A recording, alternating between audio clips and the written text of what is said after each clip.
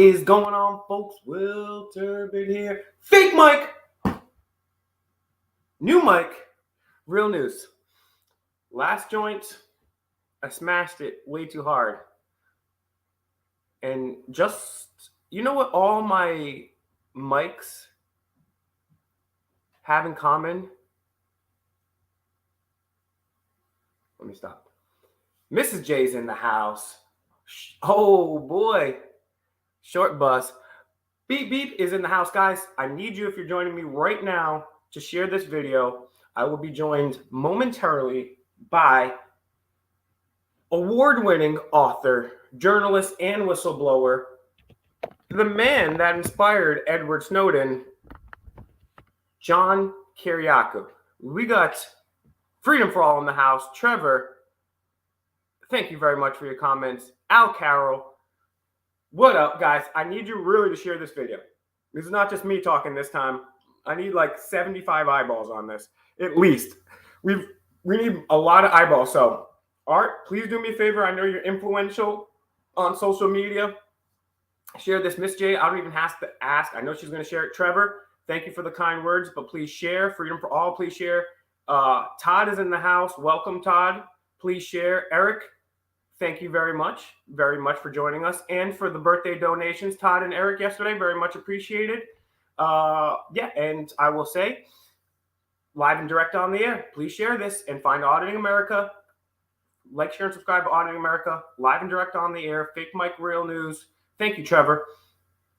That's what we want to do here is, so if you're just joining, johnkiriakou.com, his website. We'll put it up on screen and some other links. It's over here in the description, as well as my Cash App, $ Fake Mike Real News on Cash App. I'm on Twitter, Fake Mike Real News. I'm on Instagram, Fake Mike Real News. The flagship, FakeMikeRealNews.com. New updates on the way. Oh yeah, Cali Life in the house. Don't have to ask Cali Life to share. Shay, welcome to the stream. Andrew, good to see you as always. Please share this video. It's going to be a big one. That's what she said. It's going to be awesome. And I have some questions, as I always do here for John. But I also would like you guys to start concocting some of your own questions too. So I got a bunch of questions here. John will be joining us momentarily. We'll put up his website on the screen. And where are you guys tubing in from right now? Who do we got here? Who's here? Where are you from? What's your screen name mean? And yes, please. We only have 18 watching now. Let's please get those numbers up. I want as many eyeballs on this. If you have your own YouTube channel, share it with the community tab. Share it on Facebook. Thank you, Cali Life. Very much appreciated. Let's get as many people. As I said, Joel, welcome. Minnesota, eh? You're from Minnesota. All right. So we have two people on the show. We have one, John Kiriakou, who was presented the 2016 Sam Adams Award for Integrity. And then you got me, all right? Ohio's in the house. Canada. Shout outs to Blackface Trudeau, racist Trudeau. That the damn face, the weird face he makes. Yeah, so I told John 4:30. Gave him the link. He should be here. I've already talked to him behind the scenes. Boston Metal in the house. Welcome to the stream. Guys, I really need you to share this one. This is going to be a big boy, live and direct on the airs in the house. And we're going to have John Kiriakou popping in any moment to rock with us. So get your questions ready. Eric, thank you. I thought you was in New York, Eric.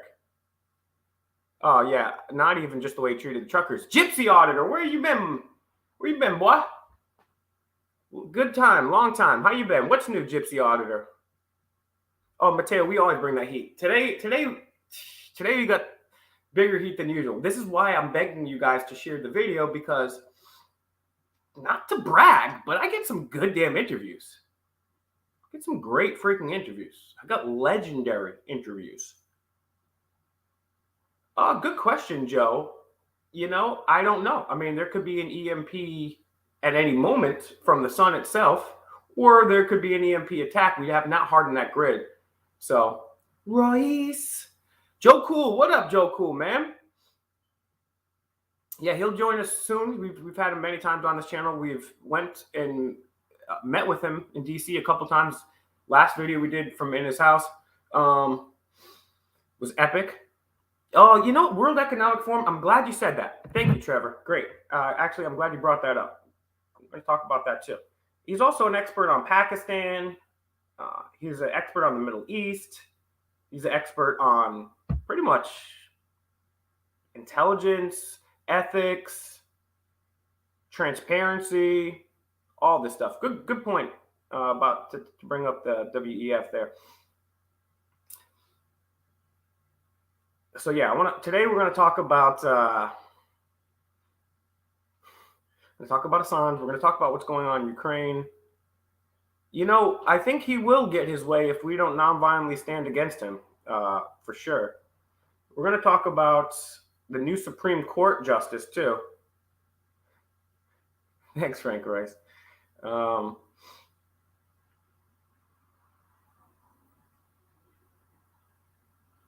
we're going to be talking about like what he wants to talk about, but also where he sees this world that we're in. Are we getting better? Are we getting worse? Yeah, the laptop issues too. That's good. This is why I'm opening it up for you guys, right? Because there's so much out there, and I just can't keep it all on my in my head. The laptops. There's so many laptops out there, right? There's quite a few laptops out there. I'd like to get the truth on one of them. Joe, you're asking questions, and they're really good questions. I'm not qualified to answer those. Save those for John when he joins us in a moment or two, because I'm not qualified to answer those. I'll be honest with you guys. I've been someone that's been awake to what's going on for quite a long time. And during the Bush and Obama years, I could probably give you a much better sense of where things were going, where they were headed, and a better sense of like discernment about, what's really going on, what's really happening, right? And I feel like over the last few years, I don't know. And that Supreme Court justice, I don't know if anybody knows this. Oh, and I have some questions while John's about to join us. You guys did leave some comments yesterday, and I want to address some of those comments because there's some great stuff. Joe, I know I didn't wake you up, so how did you come to my information? But if I did, that's awesome. That's going to make my whole birthday right there. But so let's go to some of these comments. I would love to. That's honestly the sexiest thing anybody. Well, Joe, if that's the truth, man, that's exactly why I do this, and that's awesome. So now your job is to inform other people. That's just our job, right? Yep, we're getting some comments. This one from Kristen saying, "Rest in peace to Jordan Maxwell." Climate coin, digital currency. I'm going to skip that one for now because that's a big talk. Shout outs to Johnny Truth. Butch Brady asks, what happened to Egg Salad Island? Good question. It's still there. Apparently it was raided, but the New York City apartment, there's videos from that and there's pictures, and we didn't receive much, or if anything, from that. And I'm not exactly sure what's going on with that property, if his brother owns it or not.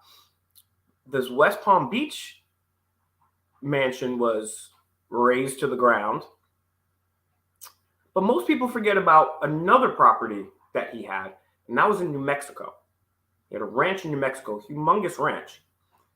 And there he was talking about doing like seeding the world with his sperm and doing all types of weird eugenics. So, and then Joe, thank you. You also asked about what happened in Boston. I actually had court for that yesterday morning. And we do have our guest. He's on the phone, so we're going to bring him on along in just a moment here. So yes, that is in the process. I'm still working towards that. Same thing with what happened in Providence. Same thing about when I got locked in a vault there too. So yeah, I appreciate you checking up on that. But Cody English, welcome. Mike Gematria, welcome. The smoking auditor, huh? I thought I held that claim.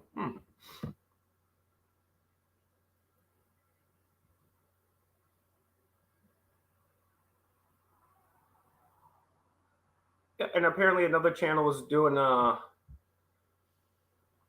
some feedback on what we got going on here too. John, sorry about that. We're live, John. To give you a heads up. Welcome. Okay, we're live. So I won't swear. No, you can. Honestly. Oh, I can swear. Great. Well, it's interesting, John. And I'll just say this, and I want to let you start off talking about what you want to talk about, because I always come prepared with tons of questions. And I would also, if you have time, like to open it up to some of the viewers watching right now. Yeah. I'm glad to do that. Thank you. And if you guys are just joining right now, please share this video. John's website, johnkiriakou.com, is in the links here. Please go over there, open that up in another tab. Support John. Purchase his books. And if you don't have the money to do that, that's fine. But at least share his website, share this video, and let people know what's going on. But yeah, it's interesting, John, because it's weird, right? Because I've interviewed you. I've had the honor to interview you a number of times. And again, thank you for making time. I mean, you're somebody of historic international renown, and yet you've made time for me, and I really appreciate that. Very pleased to do it, Will. Well, and so it's like weird, because with this new, we'll get into this a little deeper, or we could start with this too. But we are living in this weird world of having all this free information and then yet censorship coexisting simultaneously. And we've done a number of interviews together, and they were usually fine. The last one I uploaded, it got taken down, and they never really tell us why. They'll say it violated community guidelines.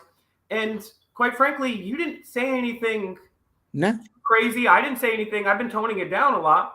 And then I pop on a Peacock streaming service, and you're talking about Ghislaine Maxwell on Netflix. So the stuff that we've covered here for a long time, it gets deleted on my channel, but somehow you're still out there and asking. Same thing with Joseph Scott Morgan, America's #1 death investigator. He can be on CNN and Fox and stuff like that, but it's weird how this happens. So, and that's why I want to stress the importance of these conversations that we have too, because it's yes, Mr. J, share.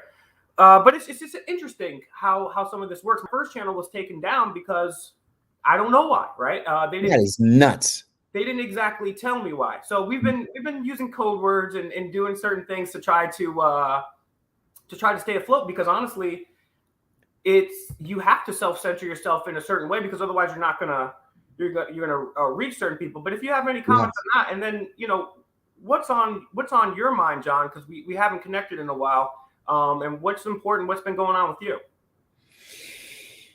Wow. Well, thanks first for giving me the opportunity to start this off. To tell you the truth, censorship is at the very front of my mind, and for kind of a selfish reason.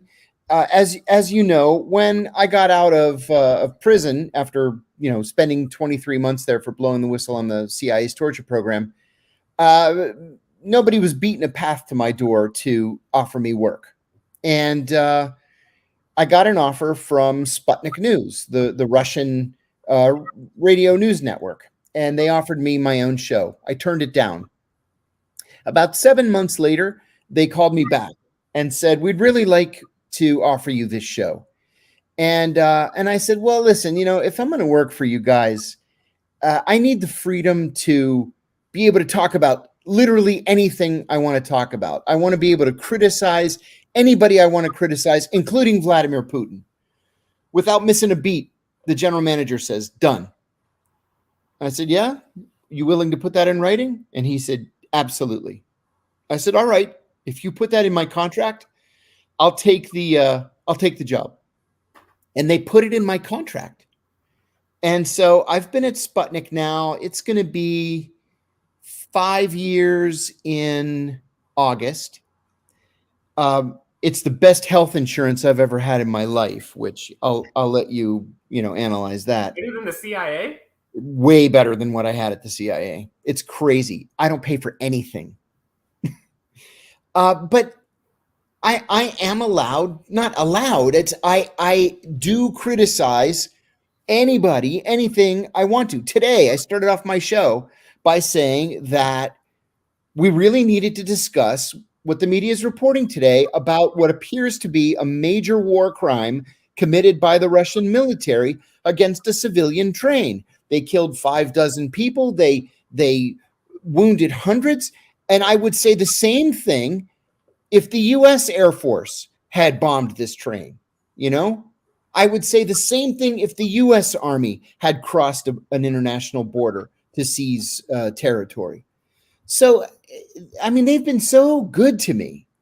Now, with that aside, the Justice Department, the Treasury Department, the FBI have been on Sputnik and RT, Russia Today, the television or our sister network, like white on rice. And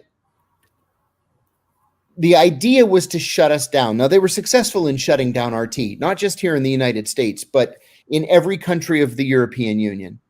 For whatever reason, probably because nobody listens to us for the most part, we have survived. So we're on terrestrial radio, on AM and FM here in Washington, and on a little teeny tiny station in Kansas City. And that's it. We've been thrown off of YouTube, Spreaker, Spotify, iTunes, iHeartRadio, TuneIn. Everybody's threw us off. So we went from between 35 and 38,000 listeners a day to about 250. Oh my God. Yeah.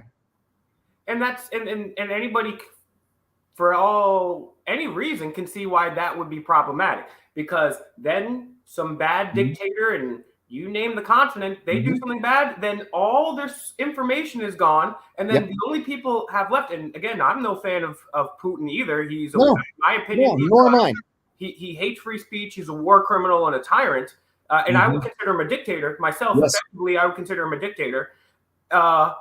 But then it's also problematic when you only have the Western media who have covered up for Jeffrey Egg Salad, lied about weapons of mass destruction.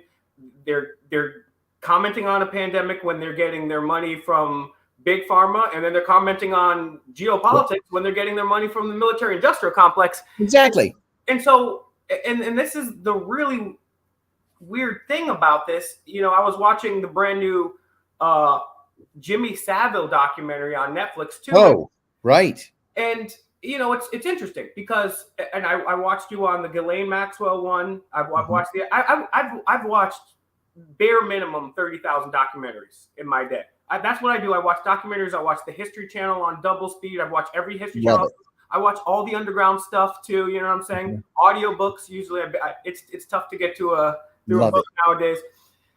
And what you've seen happen, I can't tell you how many people that I know that have been taken off of social media. And then you got the different social medias kind of springing up, but none of them really take off. But one of the things that they said was, with this Jimmy Savile case is, Jimmy Savile had at least some of the police in his pocket. So investigations were turned down that way. He was on the media, so investigations were turned down that way. How it really started coming out was the internet, because there were no gatekeepers to the internet. Right. Now we have these gatekeepers coming out, and they're really there. YouTube is nothing like it used to be. Oh, no. And neither is Twitter, neither is Facebook. Where do you go for free speech? I'll tell you, there's a new platform. It's just getting started. They actually just kicked off yesterday, called Panquake. Tell people about that, because I was taking a look into that, and I think it's pretty interesting. Panquake is absolutely fascinating. It bills itself as a competitor of Twitter, but the code is totally open. Anybody can see it. It is hosted in Iceland, and if the environment is your thing, it's not just hosted in Iceland, but They use only geothermal energy to power the servers, which is awesome. And it's owned by, you know, the people who built it. There is no advertising, utterly, totally, completely free speech. They don't take one single cent from corporations, the military industrial people, the government, think tanks, nothing, zero, nothing. So I signed up the other day, a couple of days ago, for the beta. I like it a lot. I'm getting a lot out of it. They're adding people every day. Blockchain-based technology too. Yes, it's blockchain-based technology. That's the most important aspect too, is because with some of these non-blockchain things, they can just shut your servers off, you know, if they don't like you, and they can still do that. But being on the blockchain makes it a lot more helpful for the users as well too. And it's called Panquake, PANQUAKE.com. I'm going to put it in the chat here. And, you know, and having said that, you know, what do you think, at least for the future of this fight for freedom of speech too? And then you guys, everyone here knows I'm not left, I'm not right. But it's almost like, and I know because I deal with people from the left and the right all day, every day, as we all do. There's a lot of leftists that will say free speech. Well, you're a Nazi. You're literally a Nazi if you're fighting for free speech. So, I get that all the time. Yeah, and it's so ridiculous too, because that's, you couldn't be anything further from a Nazi. And last I checked, nobody here or in the chat has said, let alone said anything anti-Semitic or, you know, massacred 6 million Jews, which is really upsetting. But so we have the gatekeepers, and now like freedom of speech is almost like you're a racist. Where is this battle going? I mean, how successful do you think some of these other platforms, Trump himself, who and I also think he's a tyrant, a war criminal too. I mean, I agree. Where do you see this fight for free speech going? Because especially in, I forget who said it, but they said the first casualty of a war is the truth, and now we're going into a war era. So, you know, where do you see free speech in the next few years? You know, I don't think that we know yet. When we were banned by all these different platforms, pretty much every platform, we were forced to go to Rumble. Well, when Rumble first started, 6-8 months ago, 10 months ago, whatever it was, I laughed because I thought, oh, it's going to be another one of these fascist, you know, places Trump echo chamber. Yeah, Trump echo chamber where you can go and spew your hatred, and that's not it at all. They're the only place where we can go and talk about our issues and not be censored. So I think we've gotten ourselves to this weird place where we're reliant on people like Steve Bannon and Donald Trump to ensure our freedom of speech, as crazy as that sounds. Yeah, and I'm just gonna say this because there's still people up there showing up in Dealey Plaza waiting for JFK to come back. But I love that. I mean, I've anybody that doesn't know, I've picked apart everything that Trump has done, but also Steve Bannon. People don't realize that not only was he friends with Epstein after he got caught doing what he was doing, but he also, according to some reports, ran propaganda for him as late as, and was meeting with this guy as late as 2019. And these are the people that they're running the truth. That's the alternative. Because don't get me wrong, I'm no fan of the mainstream, as we just pointed out. Agreed. But now that the other side is just super weird. Yeah. And I wanted to talk to you too, because you were in the Ghislaine Maxwell documentary. Is that something that they approached you? Because that's not exactly the type of thing that you're. I mean, you have talked about this type of stuff, but that's not something that you're completely like. That's not your forte. No, it's not my forte. They called me. This producer called me and said, "Hi, I'm a producer with NBC, and we're doing this documentary for this new network. It's going to be called Peacock. It's going to stream in June." And I said, "Okay," thinking they want to talk about torture, they want to talk about Guantanamo, all the usual stuff. And she says, "No, we want you to talk about Ghislaine Maxwell." And I said, "Ghislaine Maxwell?" I said, "What do I know about Ghislaine Maxwell?" I mean, I literally know nothing about Ghislaine Maxwell other than what I've read in the media, right? And she said, well, that might be true, but you're extensively published on the issue of pedophilia.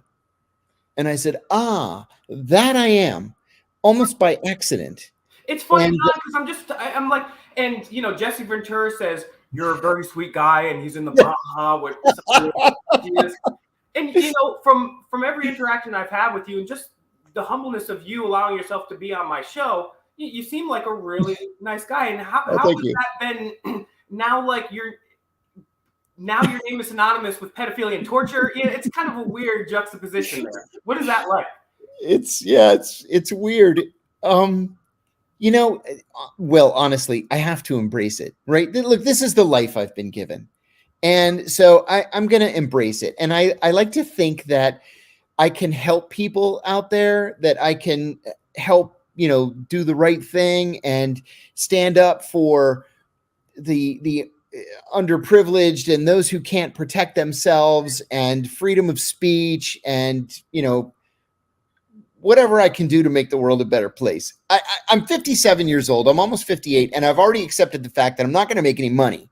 So if I'm not going to make any money, I should at least try to do the right thing in life. So that's what I'm doing. The thing is, you get to be my age, and late middle age, I guess I could call myself. And I've got 5 kids, and I want my kids to be proud of me. So this is that span of years where I'm going to try to lay out my legacy and, hope for the best. Well, good. And and that's what everybody should do too. I mean, we work these jobs, and a lot of these jobs could give a damn if we're there or not there tomorrow. And it's the things that you do outside of your work that truly, in my opinion, define who you are. But staying on this topic too, you got this, the Ghislaine situation, which you were featured in the Peacock documentary, Epstein. Then you have Jean-Luc Brunel, who also, in my opinion, didn't kill himself in prison. And then you got the Jimmy Savile documentary too, which I think kind of was, I think a lot of them are like whitewashes or even limited hangouts. They're not going to go into the depths or depravity of all of this stuff. But do you think that these are, because one of the things that you find, whether it's in Epstein or Ghislaine or Jean-Luc Brunel or Savile or Nexium or the John of God cultures, you see this overlap with politicians on the left and the right and celebrities and stuff like that. Is this something that is unique to people of power? Is this an intelligence operation? Are they? Oh, no. What's going on? It's not unique to people of power. It's to me, it's a mental illness that afflicts people of all socioeconomic strata. I never encountered a pedophile in my life until the day I went to prison. And one of the things that I realized was that these people live among us. And most of the time, we don't have any idea that they're living among us. They are utterly unrepentant. They can't be cured. There's no cure for a pedophile. 100% of them were molested as children, which was fascinating to me. Yeah. But I had a couple of experiences with them when I was in prison that just had me shaking my head. Before I went to prison, I was an adjunct professor at a university in Virginia. And I was still in touch with all my former colleagues there. And one of them was the dean of the medical school. And she happened to be a psychiatrist. So I wrote her a letter and I said, listen, I need some advice. I'm encountering all these people in here who are imprisoned for child sex crimes. And I don't know how to deal with them. But one of the things that I'm realizing is that they don't think they did anything at all wrong. And they're just completely unrepentant. And she said, oh, yeah. And she said, there's no cure for pedophilia. They'll put them in therapy. They'll do talk therapy. They put them on antidepressants and all that, but there's no cure. And she said, one thing to be aware of is they love to talk about their crimes, which I also realized early on. They love to talk about their crimes because they get sexual gratification from reliving what they did. Well, when I was in prison, I worked in the chapel. I ran the chapel library.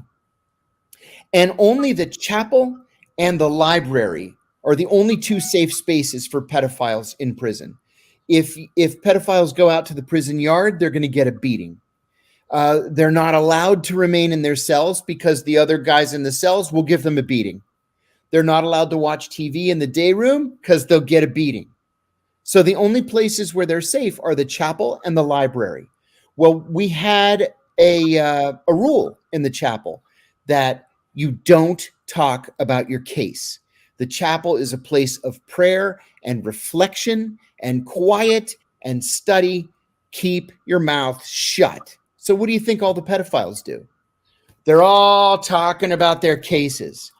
And finally, there was this one who he was 6'7", great big former firefighter. We used to call him Chomo the Giant, with the word Chomo being jail slang for child molester. And I went out there and I said, "Hey, stop talking about your case."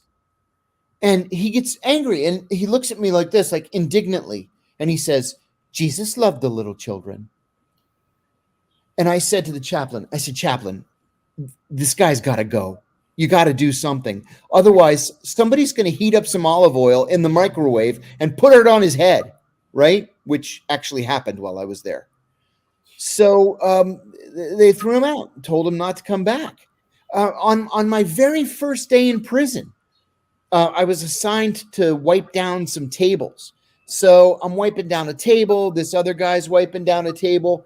And he said to me, "Are you new here?" And I said, "Yeah, it's my first day." And he said, "How long you in for?" I said, 30 months. Feels like 30 years. How about you? And he said, I'm here for 27 years. I said, 27 years? Do you mind if I ask you what you did? And he said, "Yeah, I got caught looking at crime scene photos." I said, "Well, what's that supposed to mean?"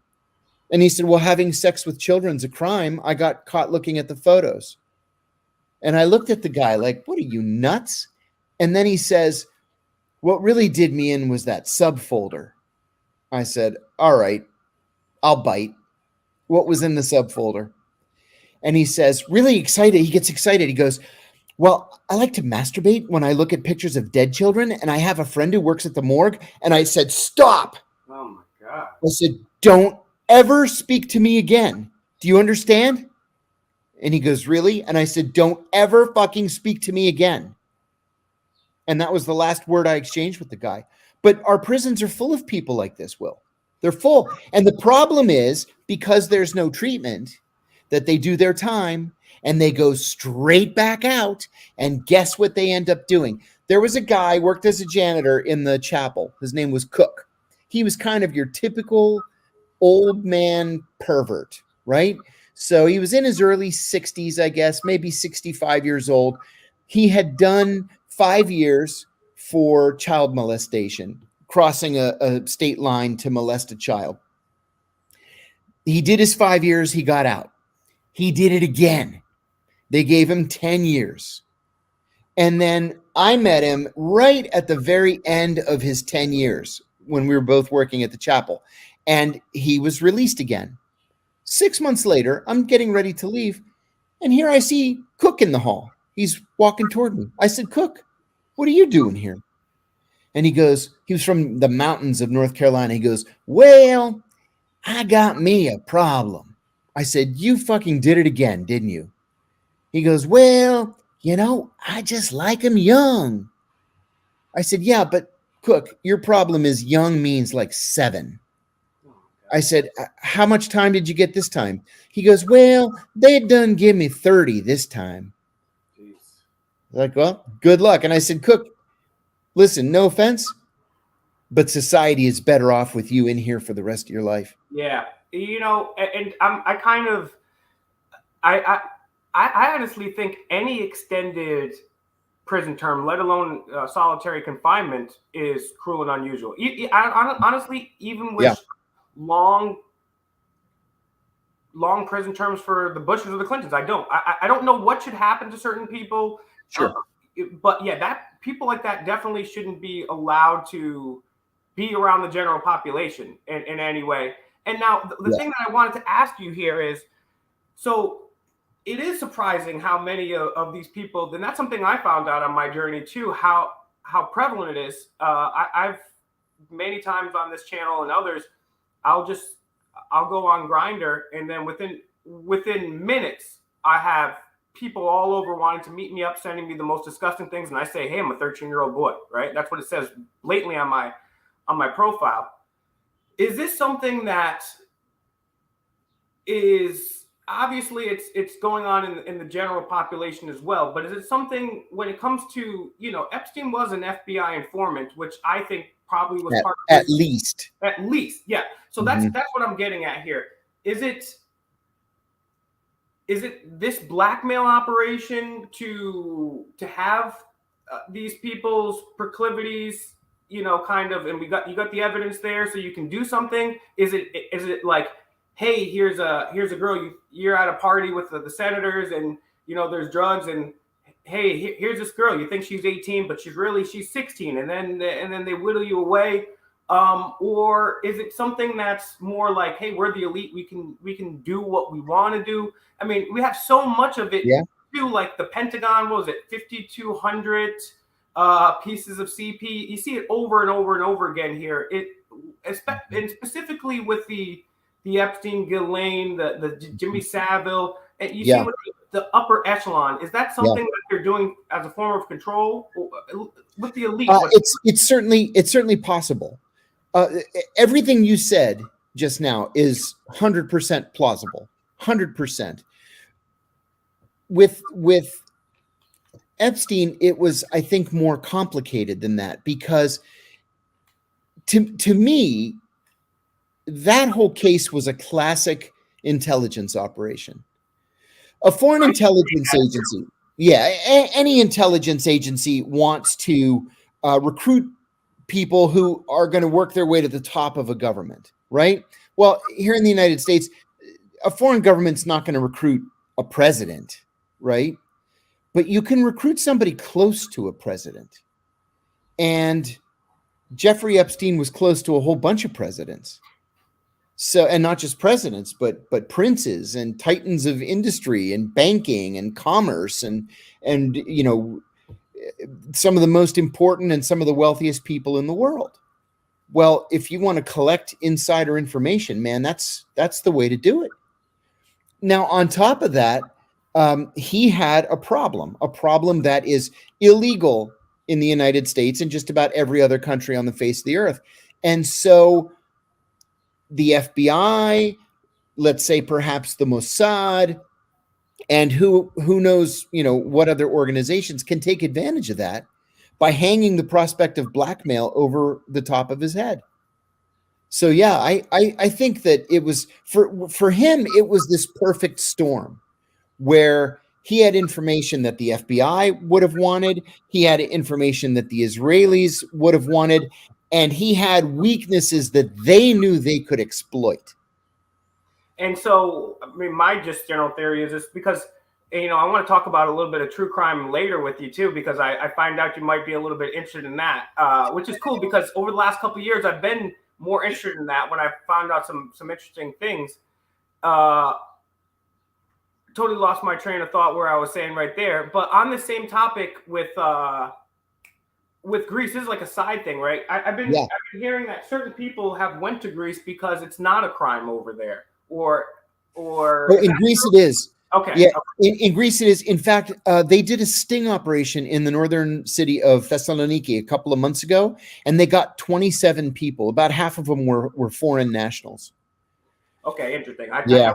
And so I guess, well, the last thing on this little topic here, and we can slide to something else, is we got Anthony Weiner's laptop. We got the hard drives from a pizza shop in DC, which I know for a fact were reported to members of DC MPD. And we have the emails and the recorded phone conversations, quite a few of them. And then the next day or the next week, Edgar Madison Welch goes in there and shoots this one thing. And then you also have Hunter Biden's laptop. Yeah. And what's going on with these laptops? Do you think Hunter? I mean, Anthony Weiner, we can already pretty much forget about that one. What as far as Hunter Biden's laptop? I mean, I saw one of the videos that was purported to be from that laptop, just because I wanted to see from my own eyes if some of the things they were claiming were true. Now, of course, I understand that you can do anything with the magic of Hollywood and visual effects. Sure. Deep fakes and all that. Yeah. And so, I mean, he admitted to smoking Parmesan cheese. We know that, you know what I'm saying? But there were some other, even less savory things going on there. What do you think is going on with the laptop? Also, Ashley Biden's diary. That's a pretty intriguing thing to me, too.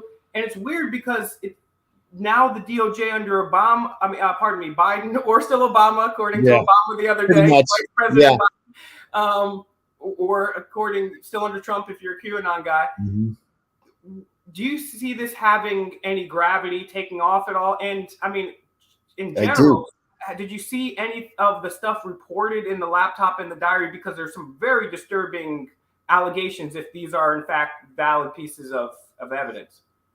I didn't see anything related to child sex abuse. I will say that, you know, psychologists need to look at this Biden family, because Hunter's got serious problems. You know, we've all seen the pictures of him passed out with a crack pipe hanging out of his mouth.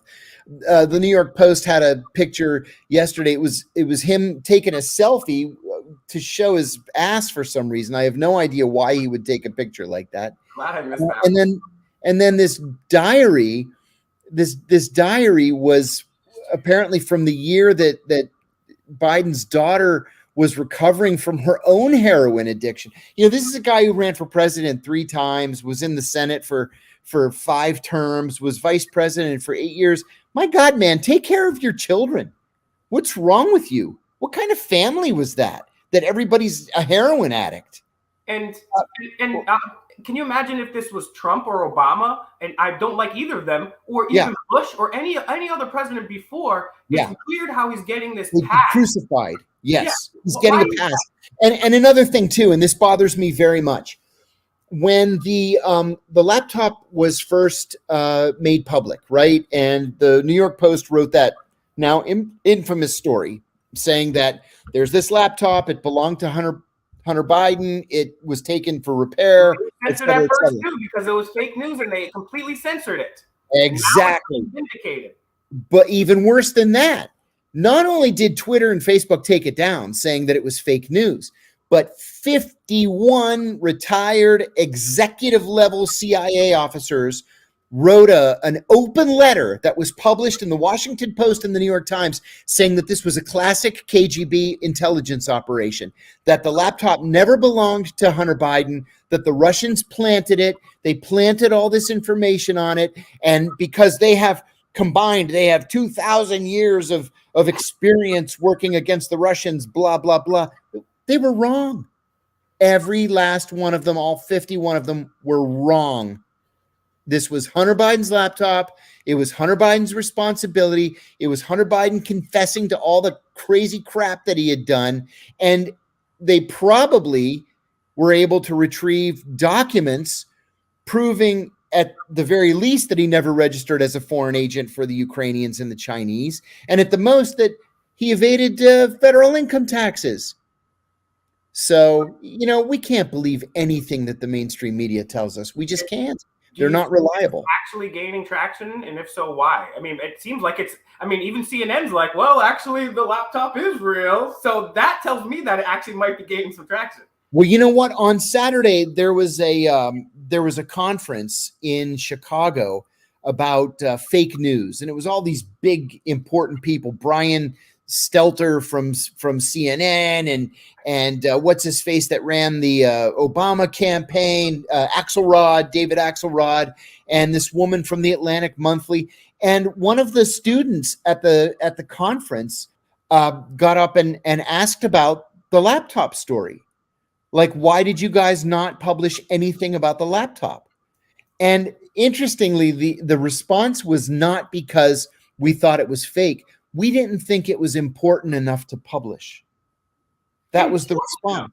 So the son of the president, who already has these ties to Ukraine and China, which is jeopardizing the security of our entire nation, smoking crack on video. Yeah, I Right. could see how that would be a problem of compromising the jeopardy of our Yes, nation. Or right. let alone some of the images and video that I saw, which were pretty gross to say the least.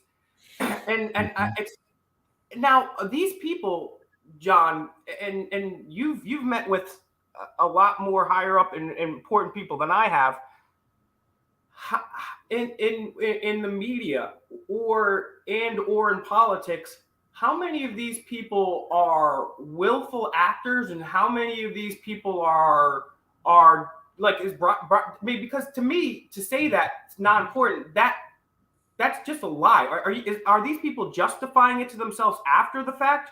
Yeah. Okay. Yeah, a lot of them are justifying. A lot of them, I found this to be true all over Washington. For the most part, these people, when they're confronted by problems like this, they just hope that it goes away. They hope that it blows over. Washington has this 24-hour news cycle. If they just ignore it, it'll go away. But, Will, they teach you in business school that hope is not a strategy. If something is true, if it's real, it's true. You have to deal with it. You can't just cross your fingers and hope that it goes away, because it doesn't. It ends up just getting worse and worse and worse. And now you've got Joe Biden last weekend saying, I don't think Hunter committed any crimes. Well, guess what, you moron? The president of the United States is not allowed to comment on an ongoing case. So you just biased the case. Now, how are we supposed to conclude that somebody who 6 months from now might, be a juror in this case thinks, oh, well, you know what? 6 months ago, the president said there was probably nothing to this, and I like him, so I'm going to have to vote not guilty. You can't say stuff like that. I mean, but he did. He admitted that he smoked crack. How many countless people that are predominantly minority in the lowest of the socioeconomic rung right now for a victimless crime are in jail right now? Exactly. Crack. That's a crime. Exactly. Right, while the CIA brought in the crack cocaine in the 1980s for that very reason. So it's just absolutely hypocritical and absurd. And that's one of the things that I've noticed starting to occur since the age of Trump and Biden and the events of the pandemic and all the stuff that's been going on is literally on both sides of the aisle. I could sit here for days and give examples, but the left will believe something, and then they'll be exposed for their ironic hypocrisy, and then the right thing too. One thing will be right, and we'll believe this, and the next day they'll believe the completely opposite thing. So there's this mass psychological warfare. But it's weird because it's like things are changing so quickly. I mean, is it something like, I forget the psychological term? I forget who used it, whether it was Stalin or Goebbels, but to just overload people with information so that we don't know what's going on. We can't make our mind up with this, because to me, during at least the Bush and Obama era, there was like, you could see where stuff was going, whether you liked it or not. And now it's like things can change on a whim, and you're listening to things that just don't make any sense whatsoever. Do you think there's a reason behind that? And then also following up on that, how much is, from your experience, the CIA involved in helping make culture a part of the media? Like how much? Oh, yeah. Let me answer that question first. The answer is very much. The CIA is very involved, even though the CIA is not supposed to have anything whatsoever to do with domestic politics, domestic issues. They're not allowed to legally operate in the United States. They do anyway. There's a branch inside the CIA's Office of Public Affairs whose job it is solely to liaise with Hollywood studios, so that every time a TV series is made, a documentary is made, a movie is made, the message is pro-CIA. That's why we end up with, Argo winning Best Actor and nominated for Best Picture. We end up with Zero Dark 30, which is the worst offender, in my view, perpetuating this lie that torture led to the location of Osama bin Laden, right? So this is what they do. You never see anything coming out of Hollywood where the CIA is the bad guy, except for something like Kill the Messenger, for example, which talked about Gary Webb and how the CIA was smuggling cocaine into the United States. I'm proud to say I was the script consultant on that movie. But otherwise, they just perpetuate this lie. And it just goes for years and years and takes on a life of its own. The FBI has been doing that since the 1940s, right? Time was even into the 1970s, the early 70s, where you couldn't even make a show or a movie about the FBI without J. Edgar Hoover saying that it was okay. And so that's why literally everything that came out of Hollywood relative to the FBI was positive. Everything. Well, the CIA does the same thing now. You know, they invite Catherine Bigelow and Mark Bowl, the director, producer, and the writer of Zero Dark 30, to come to the CIA to get a series of classified briefings, which is a violation of the Espionage Act, over a classified mock-up of the bin Laden compound.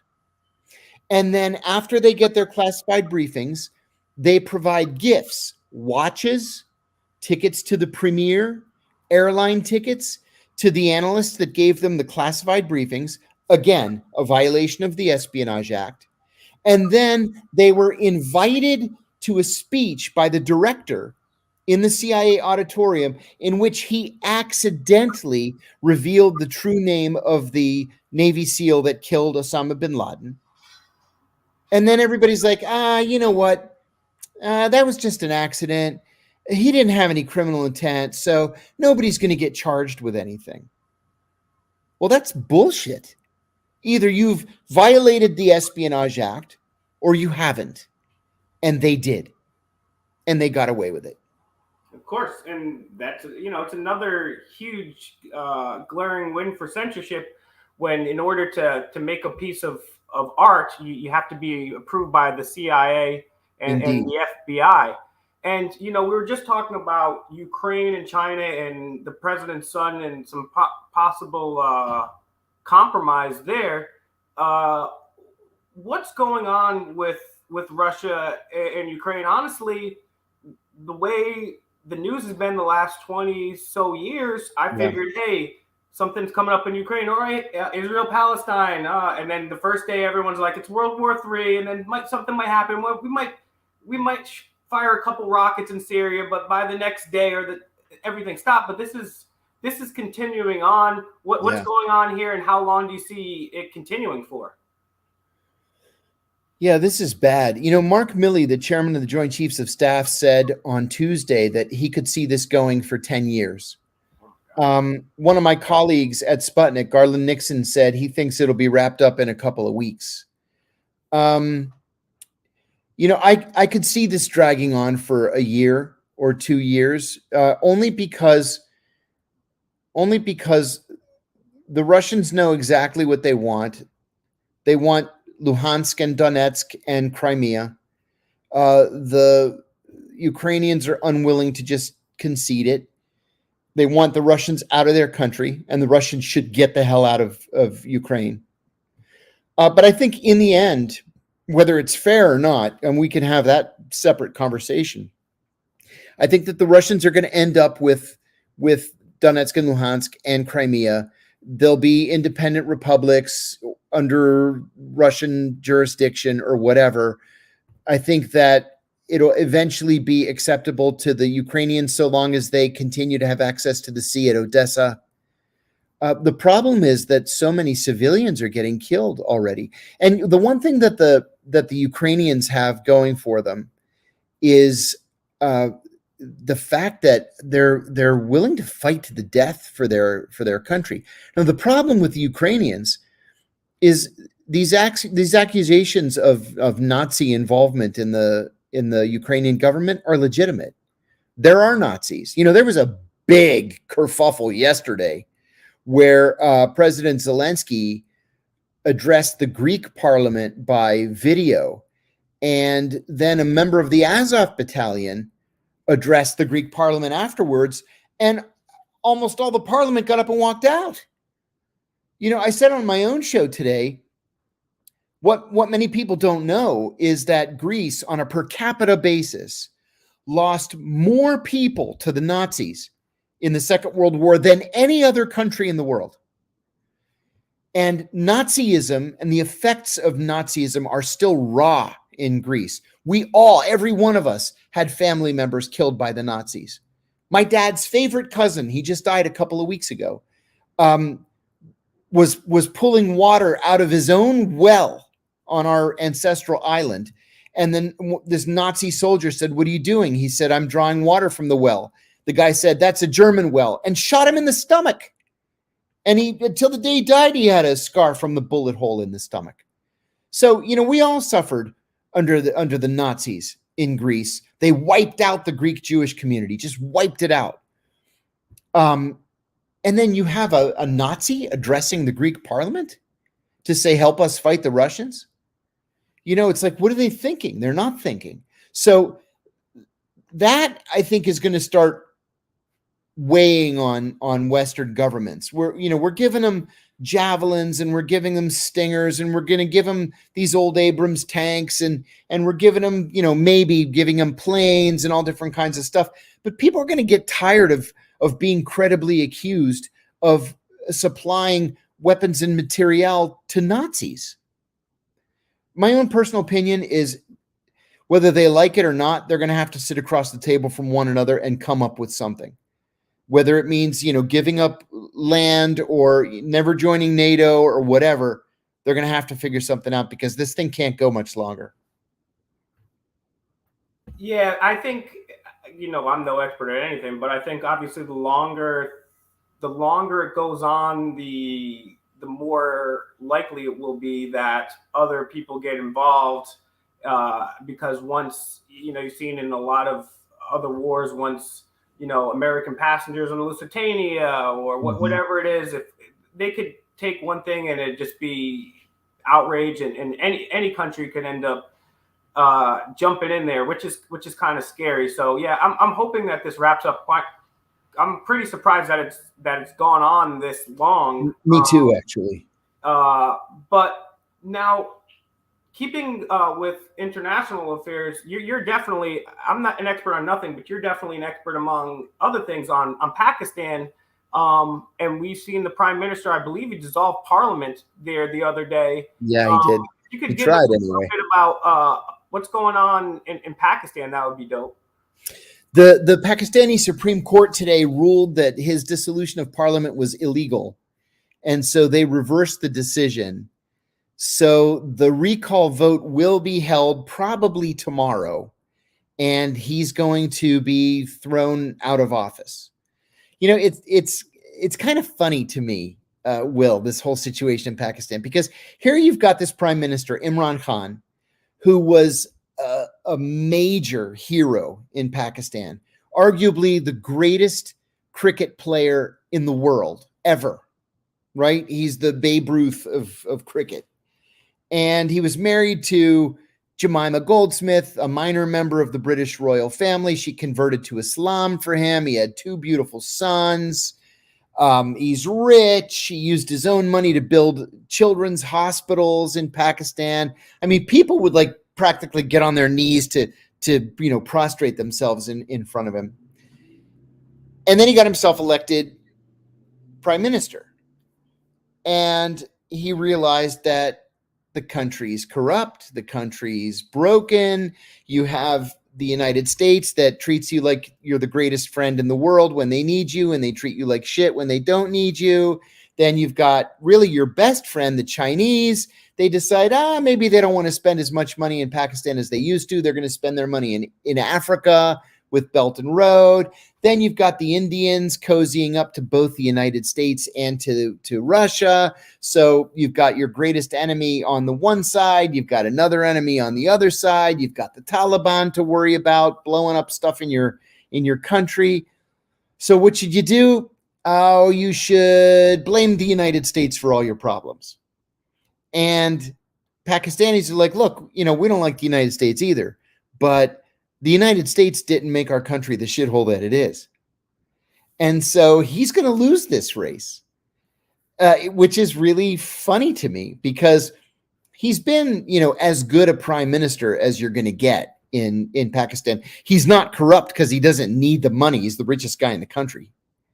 So, and he made it, from sports. So I think that I'm going to say something controversial. It's something that I believe, and I apologize in advance if this is offensive to people.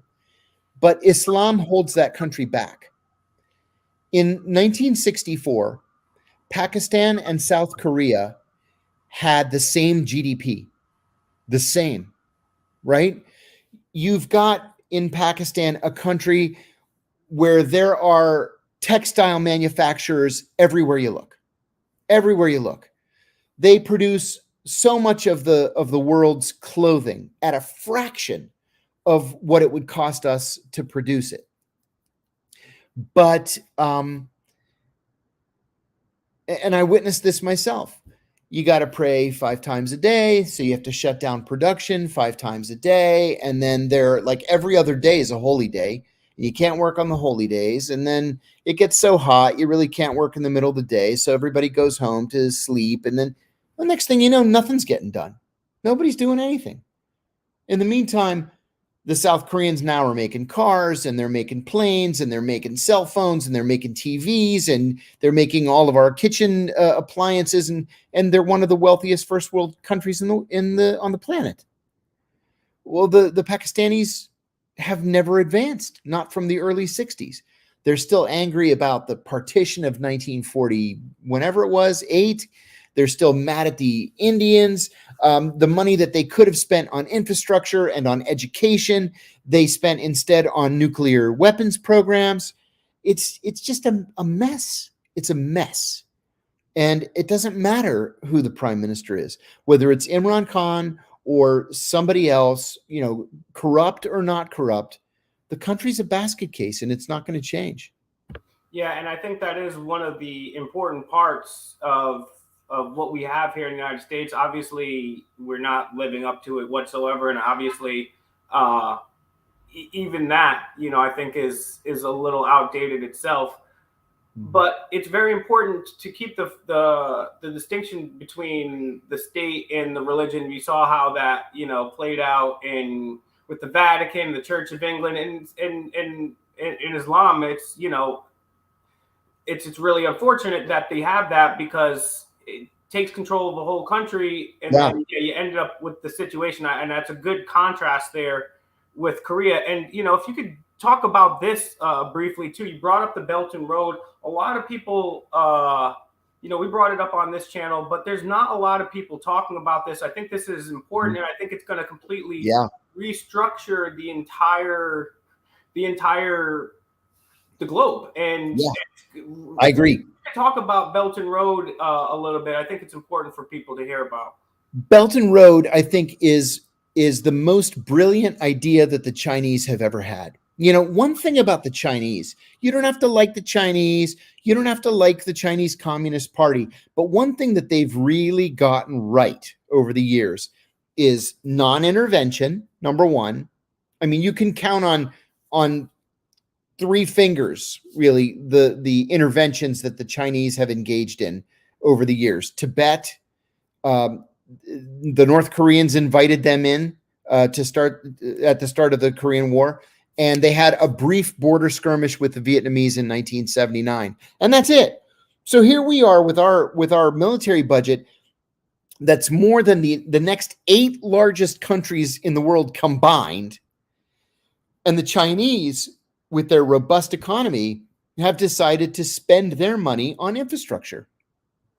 So they'll buy things like they bought the 3 largest ports in Greece, just as one example. They bought the port of Piraeus, the port of Heraklion, Crete, and the port of Thessaloniki, now owned by the Chinese government. I was in Africa a couple of years ago. I went to Djibouti, Ethiopia, and Somalia. And I mean, you know how poor these countries are? It's like so incredible. They're so incredibly poor. People can't eat, but their roads are better than ours are because the Chinese built them and gave them to them as gifts. I've been to Yemen 5 times. Yemen is one of the worst places on earth, but they've got roads better than ours because the Chinese built those. Go anywhere else in Africa. The Chinese have built sewer systems, water treatment systems. They've built hospitals. I mean, it's incredible. And you know the goodwill that comes along with something like that? I mean, if a country came in and said, look, we're going to build you an interstate highway system, no strings attached, and then they actually do it, that's pretty incredible. Pretty incredible. The Chinese have gotten it right. Yeah, and it's always better to work with people, to trade with people than to, I mean, a lot of these times we're not even talking, and you bring up Yemen, and we're here in the U.S., our tax dollars are a big reason why Yemen is pretty, is pretty shitty right now too. That's right. Let's talk a little bit about what's going on with Julian Assange. What's up with that? Because, you know, poor Julian. Geez, man. Like, I mean, when I think about Assange and some of these people, man, it hurts my heart to think about this. What's going on with Assange? On the 20th, what's today? Today's the 8th. So a week from Wednesday, the Court of Westminster is going to decide whether or not to advance Julian's extradition order to the Home Secretary. They will do that. There's no question about it. So the Home Secretary, Priti Patel, has already said if she receives an order to extradite Julian, that she will sign that order. Now, there is one other court that Julian could go to. It's the European Court of Human Rights. The European Court of Human Rights has set 3 precedents where they refused to extradite British prisoners to the United States because of the way the U.S. uses solitary confinement as a punishment. But there is no law that says that the British have to put a stay on the extradition while Julian's case is being heard. So my guess is on the 20th, Priti Patel is going to order that Julian be extradited, and then in the days following, he will be extradited to the United States. And then what do you see happening from there? Well, then he's going to go on trial in the notorious Eastern District of Virginia, right here in Alexandria, Virginia. And this is where it gets bad. You know, this is uncharted territory. We've never prosecuted a journalist, or even if you don't agree that he's a journalist, you certainly would have to agree that he's a publisher. We've never put a publisher on trial for espionage for practicing journalism. And so, you know, let me draw a parallel, Will, with my own case. When I was being tried in the Eastern District of Virginia, my best friend's wife, her uncle was O.J. Simpson's jury consultant. Okay? My best friend's wife, her uncle, O.J. Simpson's jury consultant. And he didn't just work with O.J. Simpson. He worked with George Zimmerman and William Kennedy Smith and a lot of high-profile prisoners or accused. And so we got him a security clearance so he could go through the discovery that we had, 15,000 pages of classified documents. And at the end of this, he met with all my other attorneys. I had 11 attorneys, if you can imagine. We had this big meeting in the law firm in the conference room. And he said, if we were in any other district in America, I would say, let's go for it. We're going to win this thing. But the Eastern District of Virginia, he said, your jury is going to be made up of people who work for or who have relatives who work for the CIA, the FBI, the Pentagon, the Department of Homeland Security, and intelligence community contractors. You don't have a chance, he said. Take the deal. And so I ended up taking the deal. Well, that's the whole reason why they charged Julian in the Eastern District of Virginia. Julian's never been to the Eastern District of Virginia. He's never been to the United States. So why try him here? Because the Eastern District is where he's the most likely to be convicted and the most likely to receive the maximum possible sentence. I'll remind you, he faces 145 years in prison. And so, this has the potential to be very, very bad.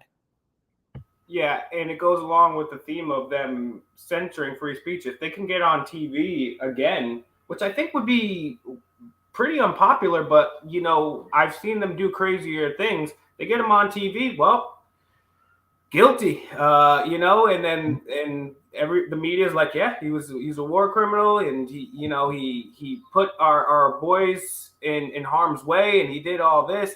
That's really going to set a danger. It's already what's already happened, it's establishing a dangerous precedent to people that want to just give information. In the time 145 years, that's still long. That's still a lot longer than the 3 times convicted Chomo that was going back to prison who actually did anything. And there's, to my knowledge, there is no evidence that said that Assange put any, or the leaks that he gave put anybody in harm or had any negative effects on any U.S. military operations whatsoever. And that's exactly right. And so it's a really sad thing. No matter what you make of Julian Assange, for at least this, he shouldn't be held captive. And I think it's very important for people to stand with people like John, because John's fight is not over. People like Assange, people that have done this, because like Snowden, because they're literally risking their lives. I mean, John was doing that before in the CIA. He'd already risked his life, but now he's taking it a step further. Now risking his life yet again to do this. And it's really important for the people, because most of us, we're busy, we have our family, our lives, our jobs, and not everybody can go out and protest all the time. I get that, or do whatever you have to do, be involved. You can't be at Congress 24/7. But when people do put their neck out on the line, it's important to support these people. And I got a couple more questions if you still got some time. And sure. If you guys in the chat want to start putting your questions, I'll start typing them down for John. But let's take a quick break here and let people know how they can find your books. I'm gonna put your website up on screen here. Oh, thanks. Yeah, I've got 3 new books coming out on May 25th. The CIA Insider's Guide to Surveillance and Surveillance Detection, the CIA Insider's Guide to Lying and Lie Detection, and the CIA Insider's Guide to Disappearing and Living Off the Grid. That's all May 25th. I've got some This Desk Kills Fascism prints. I think I have 9 or 10 left. There's a whole story behind it you can see on the website. Website is johnkiriakou.com. I'm also on Facebook and on Twitter, and now on Panquake. And so just go to johnkiriakou.com. It's on screen right now. I'm going to put the link in the chat. It's also in the description box. There you can find his Twitter. You can find how to get his book. You can find his link on Facebook. I'm most excited for the lie detection book. I'm actually been fascinated lately about human behavior and how and different tells, and just all. I've been looking into rhetoric too, and the good and bad of human behavior, and it's fascinating looking at the evolution of it. So I really want to do a show with you when that book comes out and kind of get into it. I'm gonna get that one the day it comes out, guys. johnkiriakou.com. It's on screen. It's on screen here. It's in the description. Please check it out and support real people that are doing real things for our freedom. We talk about freedom all the time, and here's somebody doing something. So, guys, please share johnkiriakou.com. Get it out to everybody. Find John. His links to Twitter and Facebook are over there. Get that out. Thanks. Let's talk a little bit too about some true crime stuff, right? Because I honestly was somebody that's like, I got to learn everything that I can to learn as many possible facts and things to tell other people, to wake them up so we can change the world. And I was like, Yeah. true crime. Who cares about true crime? People die every day. That's too much extra knowledge for me. And then I came across this book called Program to Kill, and basically the book goes over some of the famous serial killers, John Wayne Gacy, Son of Sam, and the people running these rings. And somebody will die in the 70s, you know what I'm saying? And then it was the decade of the serial killer.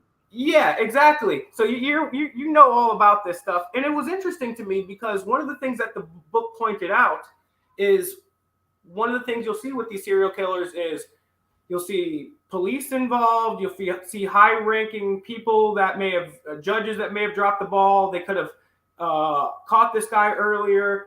Then they talk about the reason they call it Program to Kill is they say there's a lot of ties to the military and some people in the intelligence. And then when they talk about these rings, they'll talk about other people that were involved. And then there was also this element of the occult as well too, and that was fascinating to me because I'm just fascinated in general about things that you don't hear about. So once I heard about like, oh, there might be something more to some of this stuff than just there's one guy and he killed a bunch of people. No, you absolutely have to read a book called Mary's Mosaic. I mean, if there was ever a book written for your interest, it's Mary's Mosaic. A friend of mine wrote it. He's a psychologist. I won't spoil it. Check it out. You're going to flip out when you read it, and you're going to hate the CIA more than you do now. Okay. Because he used primary source documents to reach his conclusions. Wow. It's just astounding. You know, I had an idea. I had an idea to write a book on serial killers because, like you, I'm fascinated by serial killers. Let me tell you, John, you should, and here's the reason why, is because unfortunately in the world we live in, nobody wants to read a book about, I mean, some people do, but like that's something that's going to transcend everything, right? Because people could care less that you're award-winning CIA whistleblower, author, and journalist, and you changed the entire course of American history, and then you inspired other people who also changed the entire course of American history. But if you write about serial killers, I mean, that's what they're interested in. As soon as Netflix comes out with a new serial killer thing, like all the girls want to have sex with Ted Bundy. So you got to write. Crazy. It's crazy.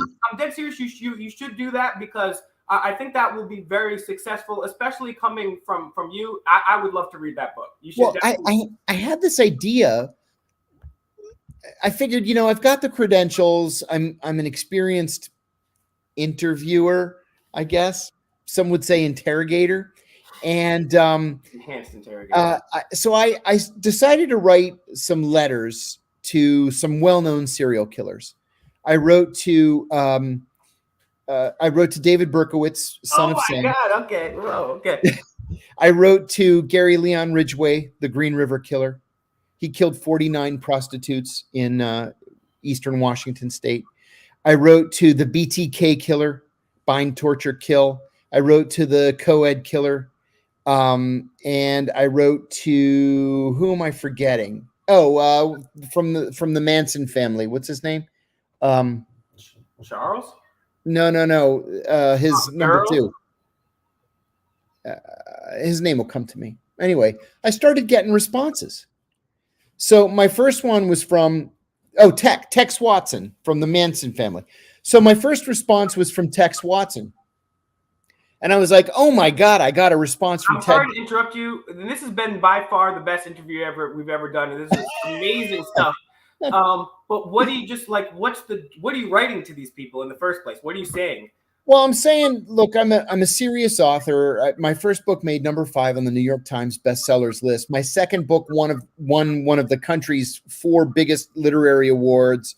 I've written now 8 books, and I want to write a book about your experiences. I've got some very specific questions, stuff like that. Just introducing myself. Is there anything you need? Can I get you a magazine subscription? Something like that.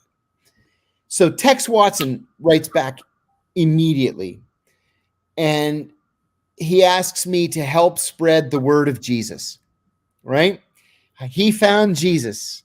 And can I please just go on Facebook and say how Tex Watson found Jesus and he is in Jesus's warm embrace and blah, blah, blah, blah, blah.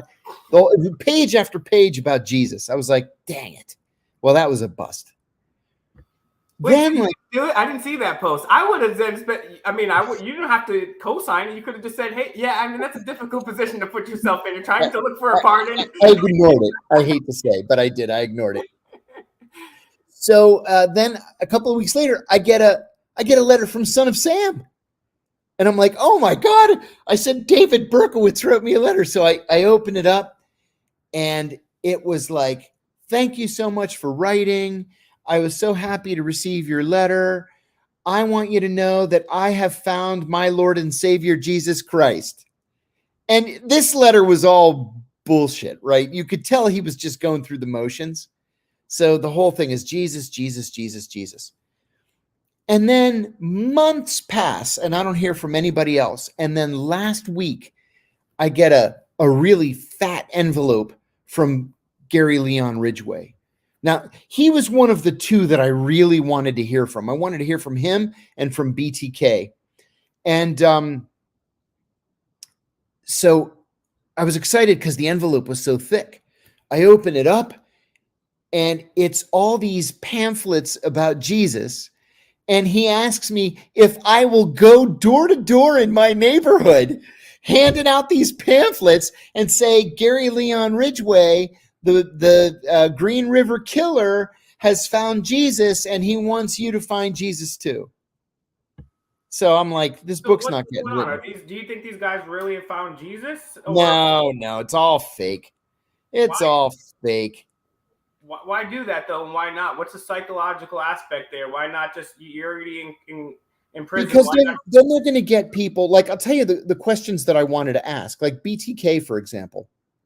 I wanted to ask how he could turn it on and turn it off like he did, because he went a stretch of like 14 years without killing anybody.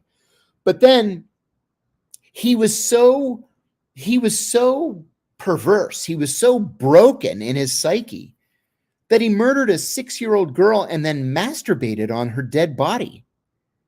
Like, how can you not control yourself? You cannot control your rage, and you do something like that. And then you go 14 years without killing anybody. You get married, you raise a family, you get elected president of your church council, and then you start killing again. Like, I wanted to know what was going through his mind. The co-ed killer, he killed six women after killing his grandparents and his mother. His mother had abused him and raped him.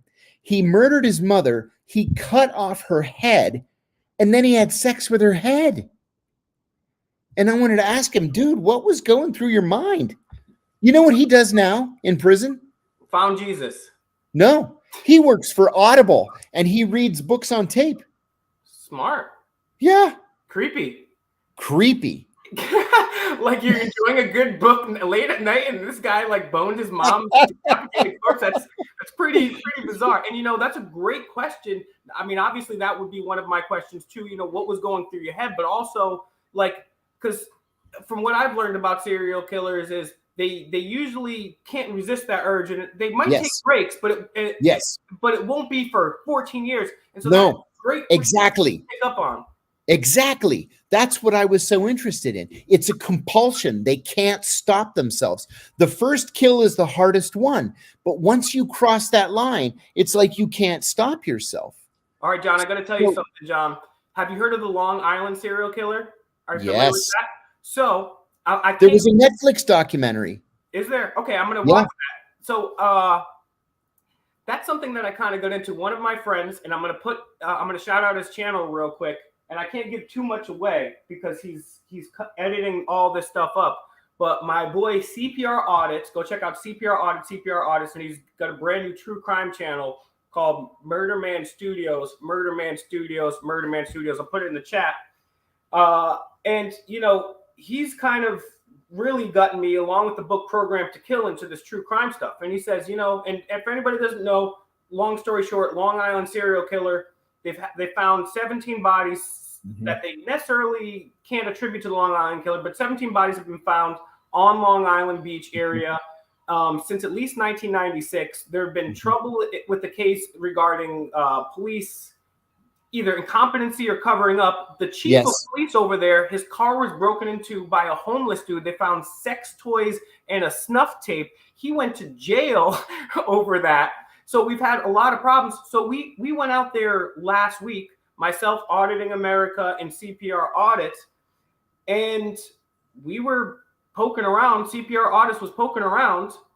And I'm just going to say, guys, I'm not going to give you too many details because he's literally editing this up right now.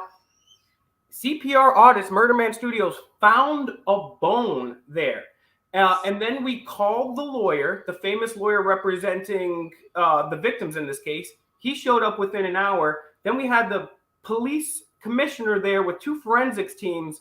And, you know, we ruled out a few things. We talked to some people and they took the bone. So we're going to go back next week or the week after, or even maybe in a couple days to go check out. And that's not even the original spot that he wanted to look into. So that's some interesting stuff, guys. So stay tuned to CPR Audits and Murder Man Studios for more about that. And I'd love to pick your head about a few other things, but guys, because John's already been with us for like an hour and 10, hour and 15 now. If you want to put your questions in the chat, I'll ask him 1 or 2 more questions while you guys put that up there. Let's see. All right. One person wanted me to ask you, are you a Freemason, John? No.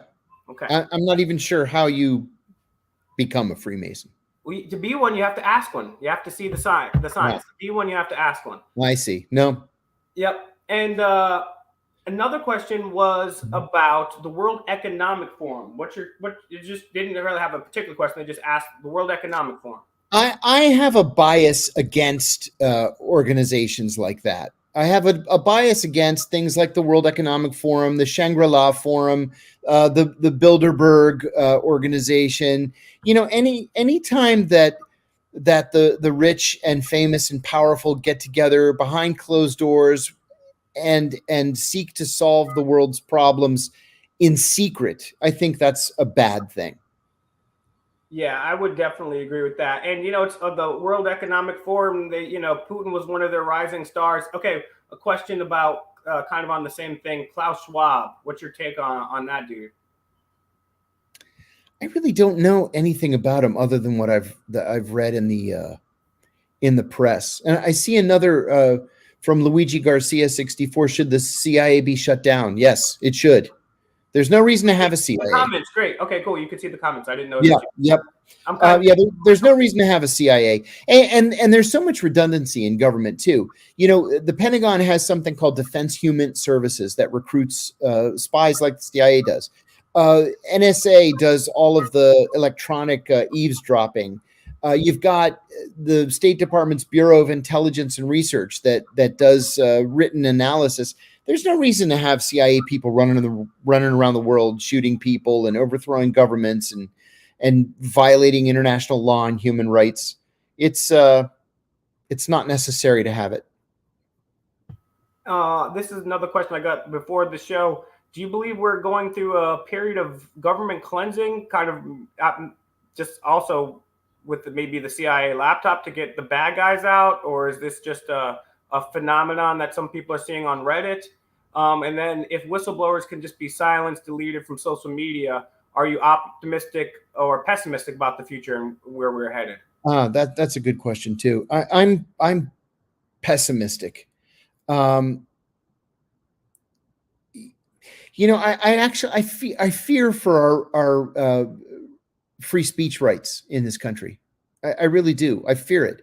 And anytime you have a big company, a big social media company like Facebook or Twitter telling us that they know better what's good for us than we do, and that they know they're the arbiters of what is true and what is untrue, what's real and what is fake, it's a very dangerous situation. So I'm pessimistic right now.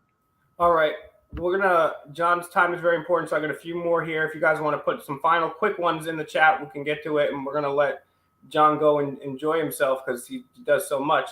Someone's saying, why has nobody been prosecuted in regards to Epstein? I really believe that the fix is in, that the people that Epstein either would have implicated or that Epstein's computer and papers have implicated are so important that they're too big to prosecute. Okay, so I got two more here. There's a few more, but let's see. One wants me to ask about food shortages, and the other one about the possibility of an EMP attack, because we can have an EMP, I guess, anytime from the sun. So what do you think? And I guess I can also tie the food shortages into just general overall economics with the dollar and stuff. If you could talk about that and an EMP.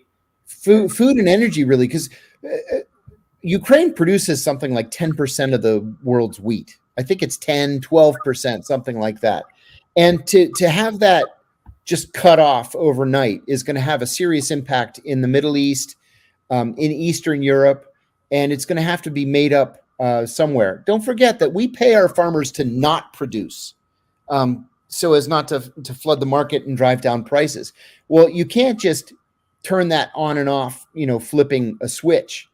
And so I think we are going to go through a period of food shortages. I think it's going to exacerbate inflation, especially food inflation, and there are going to be people going hungry, especially in the Middle East, Lebanon, Yemen, Jordan, places like that. And then look at Afghanistan.